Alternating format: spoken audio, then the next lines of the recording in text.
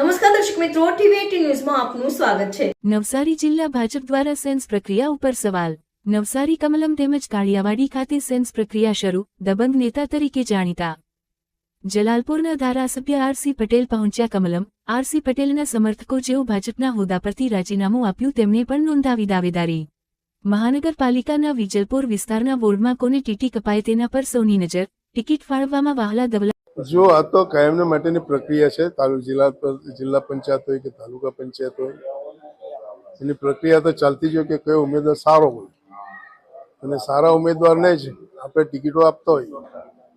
અને મને ખાતરી છે કે અત્યારે પણ આપણે સારા ઉમેદવારને ટિકિટ આપીશું અને દરેકને વિજય થાય એ માટેના પ્રયત્નો કરીશું। અત્યાર સુધીમાં તો અમારા 5 વોર્ડ ચૂંટાતા આવેલા છે। અત્યારે ટિકિટ પર આધાર રાખશે કોને ટિકિટ આપે કોને નહીં, કારણ કે બધા વાલા દવલા બધા બહુ થયેલા છે, એના કારણે કદાચ ફરક પણ પડે। જોઈએ શું થાય।